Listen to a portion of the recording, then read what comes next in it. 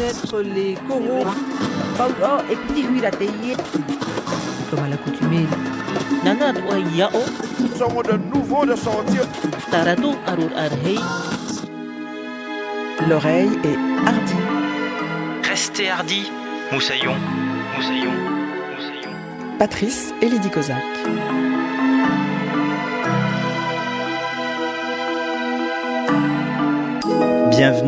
Bienvenue dans l'émission où prennent racine les cultures des Outre-mer. Prendre racine, une bien belle expression quand on cherche ses origines et quand on les trouve. On est bien content de s'enraciner dans une ou plusieurs terres, comme celle des Outre-mer, exemple pris au hasard bien sûr. S'enraciner pour le simple bonheur de dire « je suis de quelque part ». En revanche, prendre racine, c'est moins joli quand on évoque un poison qui souille les sols et qui s'est enraciné pour peut-être encore quelques centaines d'années dans les couches des terres à vocation agricole qui servent normalement à nourrir les gens et pas à les faire mourir ou contracter de graves maladies. C'est ce qu'induit le ou la chlordécone, introduit un beau jour dans les exploitations agricoles des Antilles, et malgré son caractère extrêmement dangereux, qui lui vaudra notamment une interdiction totale d'utilisation, mais qu'on continuera à employer au mépris des ouvriers récoltant la banane, ouvriers que bien sûr jamais on ne préviendra du danger. Notre invitée du jour, autrice, femme de théâtre, s'est emparée des deux aspects de cette expression, prendre racine, elle qui affirme encore un peu plus avec sa nouvelle pièce de théâtre son appartenance ultramarine, en l'occurrence à la Guadeloupe, et accompagne en texte, et peut-être plus, elle nous le dira, le combat pour la reconnaissance des conséquences néfastes de la présence du chlordécone dans les sols de Guadeloupe et de Martinique. Au creux de notre oreille cette semaine, Béatrice Bienville. Il y a ma grand-mère allongée sur ce lit d'hôpital, et je la regarde, et je vous regarde, et je pense à Joshua. Joshua est le fils de ma grand-mère. Joshua est mon oncle. Joshua est décédé il y a quelques années. Assis là, à côté de ma grand-mère qui dort sur son lit d'hôpital, je pense à son fils Joshua. Je voudrais vous raconter son histoire. Aux Antilles, lors des veillées, il y a souvent un conteur. Il y a des formules qui ouvrent le conte. Le conteur demande « Yécric !» et le public répond « Yécrac !» et il demande « Yémisticric !» et le public répond « Yémisticrac !» Il demande « Est-ce que la cour dort ?» et le public répond « Non, la cour ne dort pas. » Béatrice Bienville, bonjour. Bonjour. Je serais tenté de vous dire Yécric. Yécrac. Et apparemment, Béatrice Bienville ne dort pas puisqu'elle signe ce troisième texte dont vous nous avez lu le début, vraiment les tout premiers mots de cette pièce. Alors, il va falloir méditer parce que sur la couverture de cette troisième pièce, éditée aux éditions théâtrales, on peut lire CHLRDCN, c'est-à-dire en fait on déchiffre que c'est le mot chlordécone sans ses voyelles, suivi d'un titre plus explicite, Trop beau pour y voir. Alors ça mérite quand même quelques explications. Pourquoi faire apparaître pour titre ce mot chlordécone sans voyelles? Ça signifie quoi? Pour moi, l'idée c'est d'avoir une partie du titre qui soit un peu invisible, un peu comme un pesticide et un empoisonnement, et d'avoir donc un titre qui ne se lit pas et qui est juste cette formule du chlordécone sans les voyelles. Et donc ce titre, Trop beau pour y voir, là c'est presque une citation, me semble-t-il. Oui, carrément. C'est une citation de Suzanne Césaire qui dit que si mon île est si belle aujourd'hui, c'est il fait certes trop beau aujourd'hui pour y voir. Alors ce troisième texte fait suite à évidemment le premier pour lequel je vous avais reçu il y a quelques temps déjà. C'est là que mon nombril est enterré. Entre-temps a été également publié La véritable histoire de la Gorgone Méduse qui a donné lieu à des représentations théâtrales. Et vous me disiez juste avant qu'on ne commence cet entretien que le premier, celui pour lequel je vous avais reçu et qui vraiment évoquait votre attachement à cette terre guadeloupéenne, celui-là est encore en cours d'élaboration pour enfin qu'on voit le texte en représentation, c'est ça ? Oui, c'est ça. Il y a une metteuse en scène qui travaille dessus et c'est vrai que souvent au théâtre, les temps ils sont assez longs de pouvoir monter une production pour faire le spectacle. Et du coup, c'est toujours en cours. En revanche, ce texte-là, ce troisième qui va nourrir nos échanges, on se trouve au Théâtre 13 à Paris. Théâtre 13 où s'affine la mise en scène, en tout cas les deux premières dates, la création comme on dit, de ce texte. Là, ça allait beaucoup plus vite. Alors c'est quoi ? Ça y est, là, on voit en vous véritablement l'autrice en bonne et due forme et on se dit on va monter ça tout de suite, c'est génial. C'est ça ? C'est comme ça que ça se passe ? Non, en fait, c'est surtout que là, pour celui-ci, j'avais envie de le monter, en fait, de le créer. Et du coup, j'ai participé à un concours de création pour les jeunes metteurs en scène et les jeunes compagnies qui s'appelle le Prix du Théâtre 13. Et du coup, là, ça se déroule sur un temps très rapide. En septembre, on envoyait des dossiers. En janvier, on avait des auditions de 30 minutes d'un extrait du spectacle. Et là, il y avait 6 compagnies qui sont sélectionnées pour jouer 2 dates au Théâtre 13 en juin. Ce que vous préférez quand même, c'est quoi? C'est être autrice ou ce côté de mise en scène, de co-metteuse en scène qui est le vôtre, vous titille de plus en plus? Moi, j'aime vraiment beaucoup l'écriture, c'est vraiment mon endroit. Mais après, quand on écrit du théâtre, on l'écrit pour que ça joue et que ça vive et que des comédiens et des metteurs en scène, pour que des gens s'en emparent. Et du coup, j'adore là être au plateau avec l'équipe et bosser sur ce texte, c'est vraiment génial. Mais justement, alors ça vous donne des envies de passer directement de votre écriture à votre mise en scène? Là, moi, la formule qu'on a, en fait, on est en binôme de mise en scène et je trouve ça hyper chouette d'être 2, parce que la mise en scène, c'est vraiment un poste assez lourd. Il y a beaucoup de choses à penser, à réfléchir, à faire. Donc, je trouve ça chouette de partager à 2 la mise en scène, ouais. L'Oreille Hardie s'ouvre sur des portraits, soit des autoportraits, soit des portraits. Et là, je vais vous demander les deux. Je vais d'abord vous demander de nous rappeler qui vous êtes en quelques mots, donc de réaliser votre autoportrait en quelques lignes. Comment est-ce que vous vous présentez au monde? Donc vous, Béatrice Bienville, dont on sait d'ores et déjà que vous êtes autrice. Moi, je dis que je suis souvent une autrice, mais j'ai grandi en Guadeloupe jusqu'à mon bac. Je crois que c'est une part hyper importante de moi et de qui je suis. Et sinon, voilà, j'habite à Marseille. J'aime beaucoup écrire pour le théâtre et j'aime beaucoup écrire tout court. Portrait, en tout cas, simple et efficace. Mais pour le coup, cette Guadeloupe, vous aimez écrire à propos d'elle. Là, en l'occurrence, est-ce qu'on pourrait dire, et c'est le deuxième portrait que je vous demandais de dresser, c'est celui de cette pièce, Trop beau pour y voir. Quand on referme les dernières pages, on se dit, voilà, ça, c'est ce qu'on pourrait appeler un brûlot. C'est-à-dire que vous y allez pas par 4 chemins, il y a beaucoup de subtilité, beaucoup d'humour pour évoquer cette question du chlordécone et de l'empoisonnement des terres et de l'empoisonnement des hommes par le chlordécone. C'est une autre façon d'aimer votre Guadeloupe que de rendre cette justice-là. Est-ce que j'ai à peu près résumé le pourquoi de votre envie de décrire cette pièce ? Oui, carrément. Moi, c'est vraiment en réaction à cette espèce d'injustice énorme qui s'est passée. Et après, il y a plein de choses qui se passent justement sur l'histoire du chlordécone, de gens qui militent et qui essaient d'informer et de nommer et de faire avancer les choses. Et je crois que là, c'était l'occasion de le faire par le théâtre parce que ça permet de faire d'énormes détours aussi par la fiction et de le rendre concret pour des personnes en passant par la fiction. Quelle est la fibre chez vous qui est la plus sensible là sur ce dossier-là? C'est vous en tant que citoyenne, vous en tant que Guadeloupéenne, vous en tant que femme? Qu'est-ce qui s'éveille en vous quand vous commencez à écrire? Je crois, mais j'ai vraiment une espèce d'amour pour la terre de la Guadeloupe. Enfin, je sais que quand je rentre là-bas et que je suis là-bas, ça me prend vraiment au cœur et au ventre. Et du coup, je crois qu'il y a cet endroit d'avoir autant d'amour pour un endroit et de savoir que la terre a été empoisonnée. Et après, il y a aussi beaucoup d'amour pour le peuple guadeloupéen, mais même pour les Martiniquais. Je crois que c'est à cet endroit-là que j'ai envie de faire quelque chose. Mais parce que c'est pas vague, pour moi, c'est ma famille, c'est mes amis, c'est les gens avec qui j'ai grandi.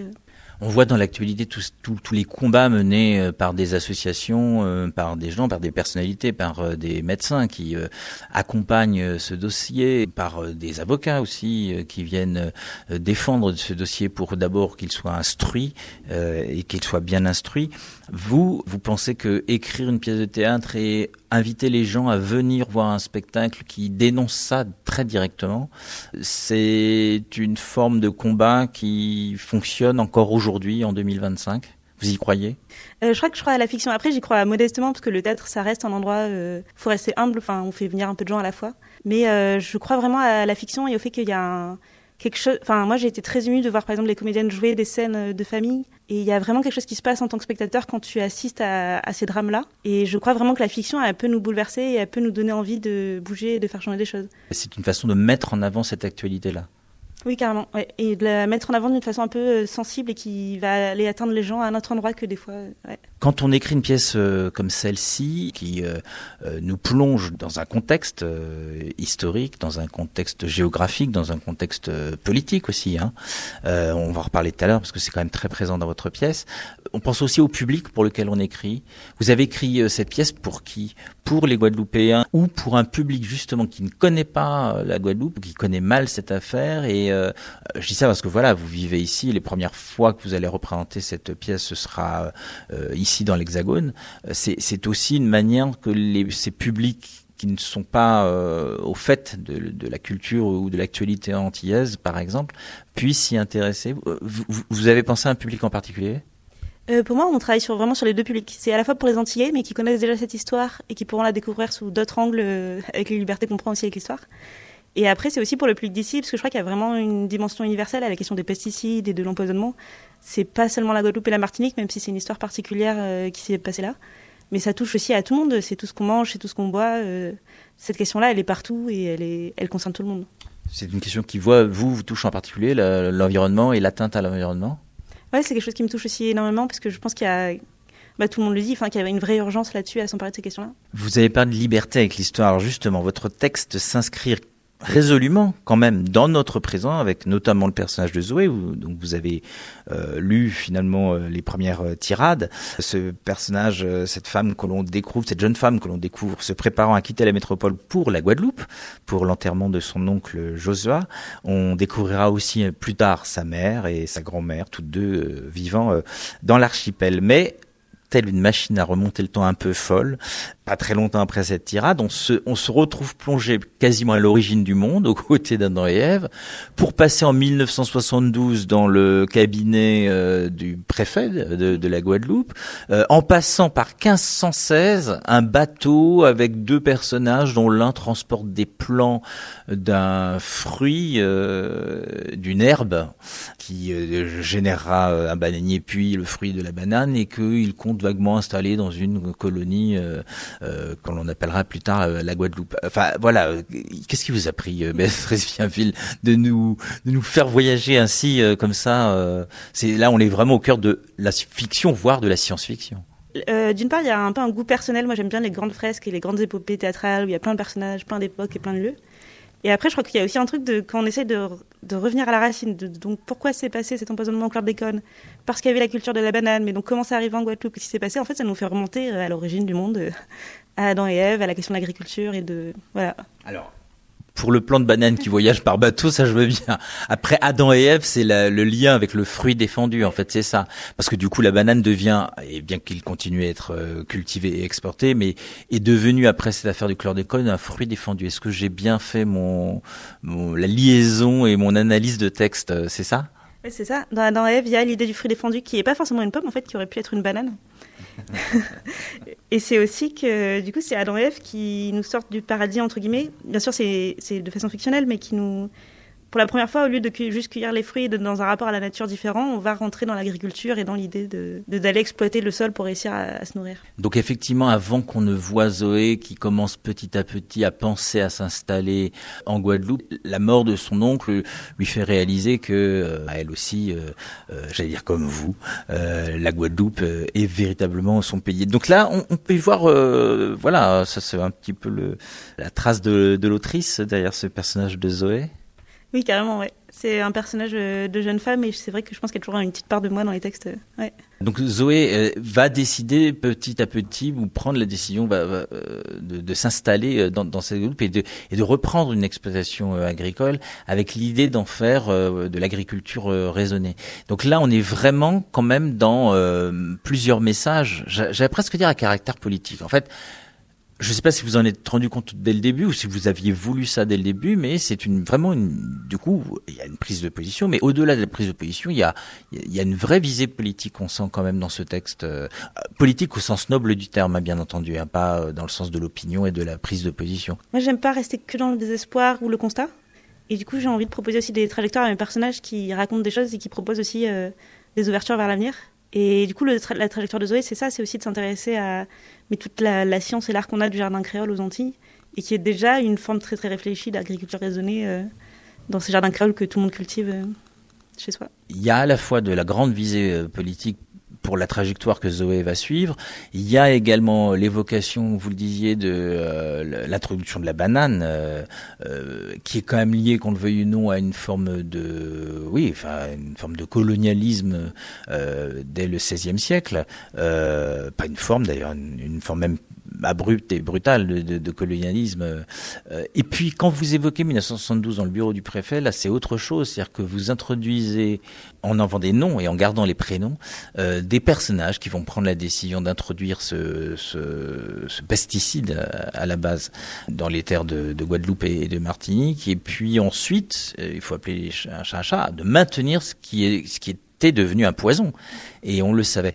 Et ça aussi, vous vouliez que ça aille jusque-là ? Enfin, en tout cas, ça vous fait pas peur, vous, en tant qu'autrice, de pouvoir écrire ça ? Non, ça me fait pas peur, mais après, peut-être parce que je pense que ça reste du théâtre. Mais en tout cas, moi je trouvais important de nommer ça. C'est important pour dire ce qui s'est passé et pour raconter l'histoire. Mais c'est aussi important pour être conscient par rapport à ce qui se passe aussi même aujourd'hui, par rapport aux interdictions de pesticides qui se font pas, au glyphosate qu'on n'arrive toujours pas à interdire. Enfin, il y a vraiment plein d'enjeux qui sont maintenant actuels et que je trouve que rappeler comment ça s'est passé, qu'en fait c'est des décisions de personnes qui ont fait du lobbying pour que ça se fasse, c'est important de le nommer et de le dire. Et alors pour le coup, ces planteurs qui font du lobbying auprès notamment du préfet de Guadeloupe pour qu'il signe le maintien de l'autorisation d'utilisation du chlordécone, vous ne les nommez pas. Voilà, on a des prénoms qui, eux, sont explicites, mais vous ne nommez pas quand même. En revanche, le président de la République qui tient ses propos, lui, devient un personnage, c'est Emmanuel Macron, quoi. C'est sa fonction de président qui lui donne, qui vous donne aussi la possibilité de le citer directement, parce que vous citez des propos qu'il a vraiment tenus, qui reconnaît sans le reconnaître, en voulant éviter de dire les mots, voilà. Et qui au final, en fait, ne reconnaît pas qu'effectivement il y a une incidence entre les maladies générées par ces pesticides, ce poison, et puis l'état de santé des Guadeloupéens et des Martiniquais. Mais la différence, c'est que sur la scène du lobby, c'est que j'ai travaillé à partir de sources, mais par contre, c'est une scène inventée, une scène de fiction écrite, alors que le président, il est cité, enfin c'est un discours, donc on ne peut pas m'attaquer en diffamation, c'est un discours qui est présent, qu'on a sur YouTube. Donc là, pour le coup, c'est presque une citation. C'était vraiment un travail de retranscription et de travail sur le rythme à l'écriture. Mais c'est des paroles qu'il a dites. Et donc la réalité devient participative de la fiction. C'est là où effectivement, voilà, vous tissez de façon assez habile justement ce qui est de l'ordre de la fiction, mais qui sert toujours à un propos qui malheureusement lui est très réel. Comment on travaille ça quand on écrit ? Moi, je passe toujours beaucoup de temps à me documenter, à lire, à regarder des vidéos, des interviews, à écouter beaucoup de choses, engranger beaucoup de matière. Et après, je me pose et j'essaie de le digérer et de trouver des pistes de fiction pour écrire. De retrouver des pistes comme Adam et Ève, ou de voir par quelle manière je vais pouvoir écrire des scènes intéressantes théâtralement, où il se passe des choses, où il y a du débat, où il y a de l'action, qui permettent de raconter tout ce que j'ai digéré en termes de documentaire et d'information. Là, ça fait plusieurs années que je travaille comme ça, parce que aussi j'ai fait beaucoup de commandes, du coup c'était sur des thématiques qu'on me donnait précis pour une compagnie. Et là, à ce moment-là, ça pouvait être par exemple sur l'hôpital ou sur les urgences à l'hôpital, et donc je connaissais pas du tout. Et donc j'ai développé cette méthode-là où d'abord je travaille beaucoup sur le documentaire, sur le matériau réel, et après je passe à la fiction. Ouais. Tout ce travail entre les faits et l'émotion, vous arrivez à instiller ça auprès des comédiens et des comédiennes qui vont vivre votre pièce sur scène, parce que c'est pas évident non plus. Il y a peut-être des choses qui, quand on les voit représentées, sont plus tout à fait les mêmes que quand on les a écrites. Et ben moi je trouve que souvent c'est encore mieux. Enfin, j'ai l'impression d'écrire quelque chose qui est en 2D, qui est plat, qui est sur la page, et que vraiment ça se déploie en 3D. Enfin, quand les comédiens s'emparent, ou les comédiens et les comédiennes s'emparent de textes, moi je trouve ça souvent incroyable. Ils viennent les charger d'une force et d'humour et de puissance, et ça décolle de la page, quoi. C'est encore mieux, c'est incarné. Première pause musicale dans cette oreille hardie. Béatrice Bienville, je vous ai demandé, comme à nos autres invités, de sélectionner 2 titres dont on entend des extraits au cours de ce podcast. Alors, le premier titre que vous avez choisi est un titre qu'on peut entendre en filigrane dans votre pièce Trop beau pour y voir. Il s'agit de Harry Belafonte avec ce titre D.O. et le sous-titre c'est Banana's Boat Song. Alors pourquoi avoir fait le choix de ce titre et pour votre pièce, et puis là en l'occurrence pour qu'on en entende un extrait? C'est un chant qui est à la base un chant traditionnel des dockers qui déchargeaient les cargaisons de bananes. Donc c'est un chant qui est très rythmé et qui raconte un peu ce dur travail des ouvriers à décharger les bananes. Et aussi ça fait partie, en fait quand je travaille sur le matériau documentaire, j'aime associer beaucoup de trucs de fiction, des chansons, des films, et ça faisait partie des chansons que j'ai écoutées en écrivant. Et donc je le trouve très beau, et l'interprétation d'Harry Belafonte est super. Vous allez vous transformer, Béatrice Bienville, en DJ, et je vais vous laisser le micro pour lancer l'extrait à nouveau avec le titre et son auteur. Alors c'est Banana Boat Song, D.O. de Harry Belafonte.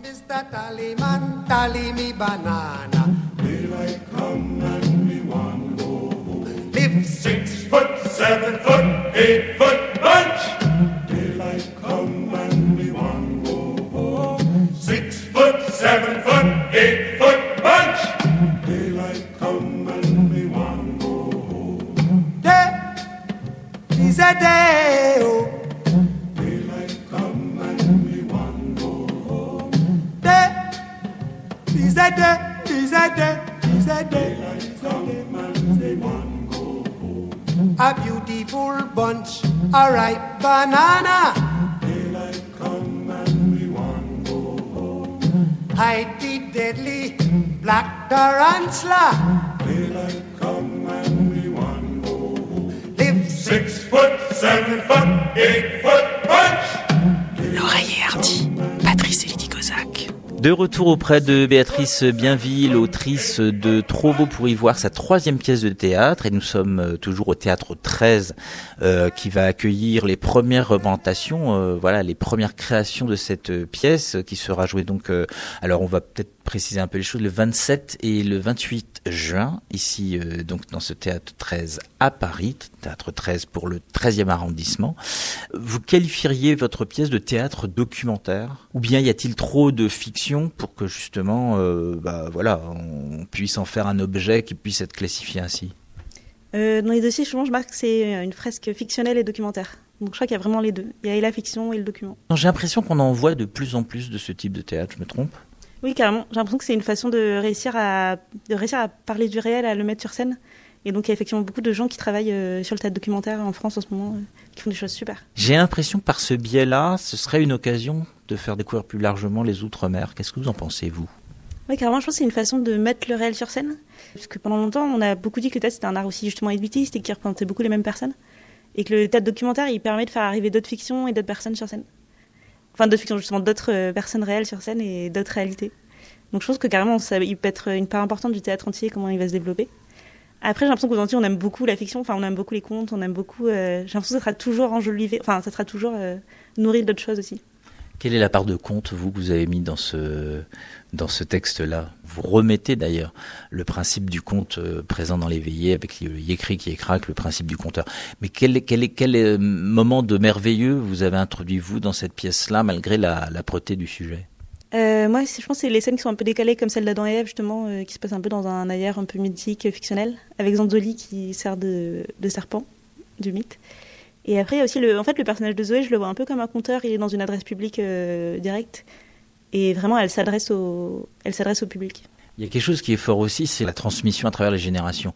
Vous faites parler et vous représentez la grand-mère, la fille donc de cette grand-mère, donc la mère, et puis Zoé, la fille.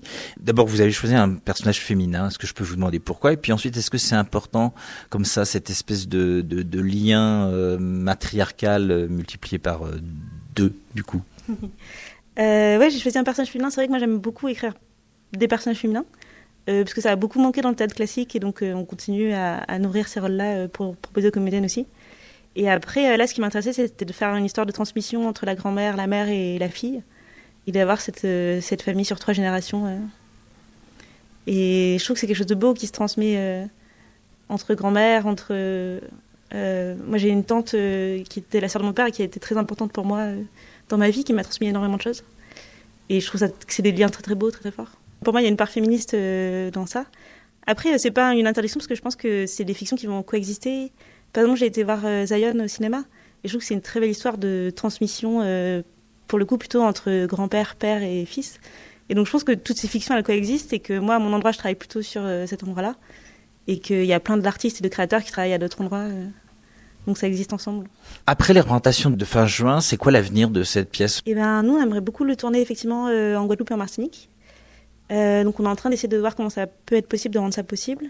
Et après, là, ce qu'on fait en juin, c'est le 3e tour d'un concours. Et du coup, à la fin du concours, il va y avoir une compagnie qui va avoir de l'aide en coproduction et des dates. Et dans tous les cas, on rejoue à l'automne 3 dates à Paris. Et après, on va essayer effectivement de faire tourner le spectacle, de le diffuser. Ah oui, donc c'est vraiment l'occasion de vous dire, comme on dit dans le corps de métier des comédiens, merde alors. C'est-à-dire que du coup, vous avez quand même trois nouvelles dates assurées, mais vous pourriez encore la mener plus loin si vous remportez ce concours. C'est exactement ça, oui. Donc on prend les merdes. Votre deuxième pause musicale, Béatrice Bienville, donc va nous emmener d'abord vers un autre titre. Vous allez nous révéler quel a été le choix. Est-ce que vous nous proposez de partager comme extrait avec l'ensemble des auditeurs? Alors c'est Éloi ou qu'à voyager de Patrick Saint-Éloi, enfin dans la version de Patrick Saint-Éloi. Nous c'est un chant qu'on travaille en chœur au plateau pour un moment du spectacle. Quelle importance y prend ce texte et cette chanson pour vous? Eh ben il me semble en tout cas que c'est un chant de deuil. Moi j'ai beaucoup entendu à des enterrements. C'est un chant qui souhaite un bon voyage aux morts, à ceux qui partent. Donc on l'utilise au moment de l'enterrement dans le spectacle. Et ça nous permet de faire un chant où tout le monde chantait ensemble sur cette chanson-là qui est très belle, je trouve.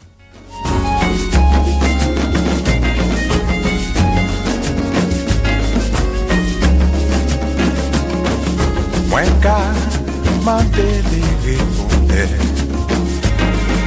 mwen ka kriye li tan pouye. Jodi la, mémoire, ka nourri l'espoir, bénédiction du ciel et loi. Si vous pouvez voyager les lois, oh lé lé lé, lé la lé la la, oh lé lé lé, lé la lé la la. Et loi, ou ka voyager, bénédiction du ciel et loi. Si vous ka voyager les lois, oh lé lé lé, lé la lé la la.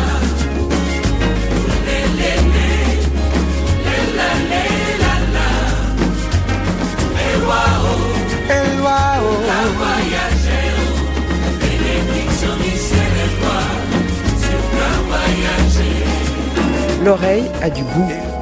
L'oreille savoure le goût de l'enfance grâce à Anne Bonneau qui a su marier souvenirs et saveurs. Cette semaine, c'est Raymond Lucas, toujours du côté de la Réunion, qui évoque les guêpes, piquant ainsi notre curiosité et réveillant au passage chez lui le goût de la chasse au fond des ravines et en haut des pieds-bois, comprenez, les arbres. Écoutez. Les guêpes. Et si tu te fais piquer? Et ça, quand on est arrivé à la case avec gros nid de guêpes, là, alors là, les parents étaient contents, tout était content. Là, ils ne demandent pas nous, ça nous partit tirer. Quel risque nous l'a pris? Il prend le guêpe, il nettoie et puis il fait frire, il nous mangeait. Il nous mangeait frit, nous. Hein. Toujours frit seulement dans la famille. Bien frit au poêlon, là. Et... Ah non, c'est un luxe. Moi, c'est un chef pour trappe guêpe. Et il ne gagne jamais piqûre. Ah oui, je trappe guêpe pique pas moi, mais débrouille à moi. Jusqu'à aujourd'hui, si il y a un nid de guêpe par là, dis-moi viens tirer, ou les sûr, mais tire au nid de guêpe. Sans me faire piquer. Je supporte pas de lui faire du mal. Nous t'ai repéré un nid de guêpe avec cardinal. Eh oui, petit cardinal, petit oiseau rouge là. Si nous entend un cardinal, il siffle la saison de guêpe là, il regarde le pied de bois, il tourne, il dit t'es ma maille, t'es chaud. Il y a un nid de guêpe là-dessus. Parce que le cardinal fait son nid toujours à peu près 1 mètre et demi en amont du nid de guêpe. Ça veut dire que celui qui veut aller dénicher le cardinal, il y a les guêpes qui sont gardiens en aval. Ça nous te connaît? L'oreille est hardie. Patrice et Lydie Kozak. Béatrice Bienville, je vous avais demandé, il y a 2 ou 3 ans, voilà, si vous pouviez nous donner comme ça une odeur, une saveur ou un goût qui vous rappelle instantanément la Guadeloupe. Quelques années ont passé. Aujourd'hui, là au moment où je vous retrouve en 2025, qu'est-ce qui vous fait partir immédiatement en Guadeloupe dès que vous sentez, voyez ou goûtez telle ou telle chose? Eh ben, je sais plus si j'avais dit ça la dernière fois, mais en tout cas, je pense au bébélé. Et surtout parce que c'est un de mes plats préférés des Antilles. Et là, on propose aux spectateurs qui viennent voir le spectacle d'en partager une petite louche chacun à la fin du spectacle, pour faire un petit moment d'échange et de partage. Merci Béatrice Bienville d'avoir participé à nouveau à cette oreille hardie à l'occasion donc de votre 3e texte. Je vais vous laisser nous donner toutes les références pour qu'on puisse ou le lire ou le voir, donc notamment ce prochain rendez-vous que vous donnez ici à Paris. Alors je vais vous laisser juste nous rappeler tous les rendez-vous à la fois en termes d'édition et en termes de représentation. Alors le texte, il est paru aux éditions théâtrales. Et sinon, on joue le 27 juin à 20h et le 28 juin à 18h au Théâtre 13 Glacière. Et vous nous rappelez donc le titre de la pièce? Trop beau pour y voir. Merci encore Béatrice Bienville et merci à vous de l'autre côté de l'enceinte de nous avoir écoutés. Si vous voulez réécouter ce moment passé avec Béatrice Bienville, ce sera sur lapremière.fr. Rendez-vous également sur toutes les bonnes plateformes de podcast pour retrouver et vous abonner à l'Oreille et Hardy. Les temps sont compliqués, à l'instar de ce dossier chlordécone pour les Antilles, mais n'hésitez pas à mettre un peu de culture et notamment de culture des Outre-mer dans vos vies, vous verrez, ça apaise parfois un petit peu les choses. Souk et ferme Moussaillon, restez hardi et rendez-vous la semaine prochaine.